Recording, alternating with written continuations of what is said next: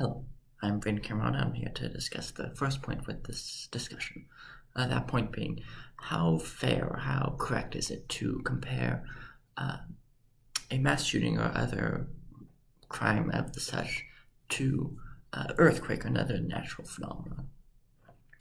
And to start off this point, I want to make clear that I do not believe this is a fair comparison. While it might seem like they both come out of nowhere, and they both are hard to predict, a lot of times there's a lot of deep-rooted things that can cause these mass shootings or these horrific events to happen. So while we might not be able to predict them or be able to see when they'll happen, we still know that they are a problem, and there are always ways we can stop and fix these problems from occurring in the first place.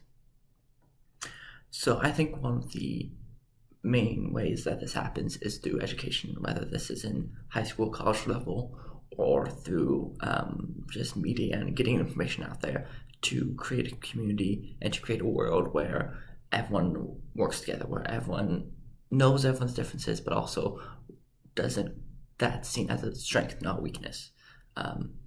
So I think stuff like this, it's never connected to these shootings in a meaningful way. These are never clearly ways to point out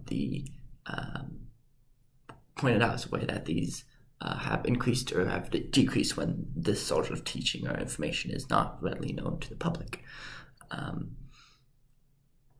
Beyond that, I think also just creating communities where people are accepted, not just those, for example, in this case of the New Zealand shooting, the Muslims, but also of people who are on the fringe and are closer to maybe the shooter, so that they don't go down these dark alleyways of extremism, and instead have communities and people to support them to live a normal and effective life for society.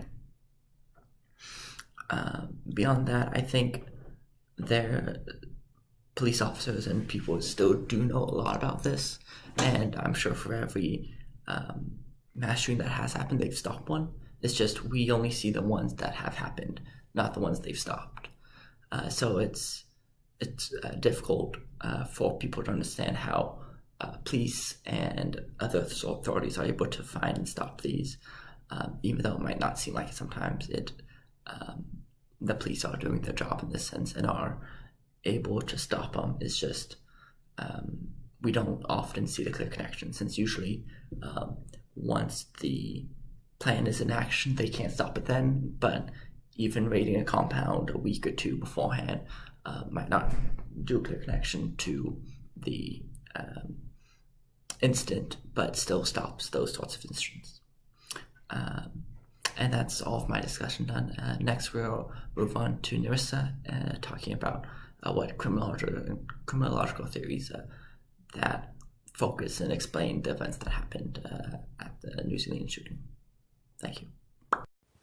Hello, my name is Narissa Herodowitz, and I will be answering question 2, which, in regards to the recent shootings at the New Zealand mosques, asks, what do criminological theories and the science, theory, and research of criminal behavior offer to understand this crime? In other words, why did this crime happen? What theories best explain this crime?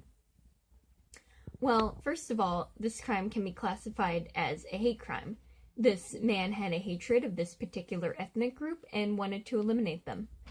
He specifically said that he felt white Christians were being threatened by the immigration of Muslims.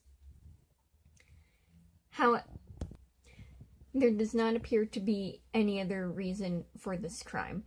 There are many unknowns, however, and there is no mention that he has ever been attacked by a Muslim or anything. And although that's still not a good reason for targeting a whole ethnic group, it would have made a little more logical sense. This seemed to just basically be a hate crime, violence done out of his own bias.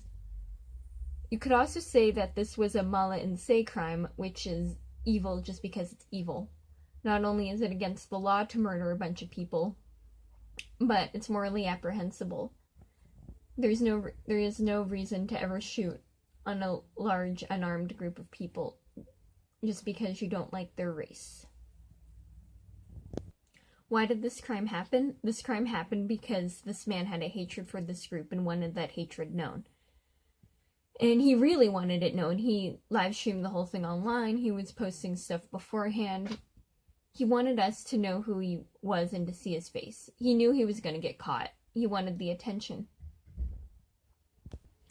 So it's kind of hard to explain this because this doing a crime for attention seems to be a more modern thing. He didn't do it for any monetary gain or a particular reason. Although he might have had some mental disorder, some type of psychopathy, this is still a very unusual type of crime. As I said, it led to no gain really, just attention. Question 3. What is important to understand about this crime in retrospect? In other words, what do we need to learn from this crime to improve crime prevention and criminal justice policy and practice moving forwards? Well, one thing we can do is that we need better gun laws using more thorough background checks and mental health screenings. We also need to monitor social media sites more closely. The New Zealand shooter posted several racist and violent messages supporting mass shootings on sites like Twitter and Instagram days before the shooting actually occurred. Another thing we can use is predictive policing, which is using computer models to predict where crimes will occur and who will commit them. Although the effectiveness of predictive policing is somewhat debated, I still think it could be a useful tool, especially in the future when computer models become more accurate. Another thing we can do is monitor high-risk locations like mosques and have an increased police presence around them. And a better and faster police response to crimes is always a good thing, and making sure that all officers are trained in how to respond to mass shootings. In retrospect, could this crime have been prevented? It's hard to say, but there are some techniques we can use to try and prevent another massacre like the one that occurred in New Zealand. Moving on to the next question. There are many challenges when it comes to attempting to prevent this type of crime in the future. The first being how difficult it is to predict where these types of mass shootings will happen next. Another being the shooter's mental health and how it is usually unknown before the event, making it difficult to predict if a person is going to commit such a violent act. The shooter's motives are also usually unknown before and after the shooting, because the gunman would be killed by police officers or take their own life before explaining their reasoning behind the crime, unless an occurrence like a manifesto being released onto the internet. This happened in the New Zealand mosque incident, and while we don't know how much of it was his true intentions, it was still written by the shooter. The gun laws in different countries around the world are still not strict enough, and the reason why so many firearms are getting into the hands of dangerous people. While it is extremely difficult and almost impossible to truly predict where these types of crimes occur, there are ways to help with preventing these types of mass shootings from happening. The first would be to create stricter gun laws, more intense background checks on people purchasing firearms, and banning assault weapons like the one used in the New Zealand mosque shooting. Another possibility would be to have exit strategies and plans for mass shootings at places like concerts, mosques, universities, and other large events or places that are heavily populated that are susceptible to a shooting. Providing more protection to events in places like these that have been targeted by shootings in the past would also prove to be just as effective.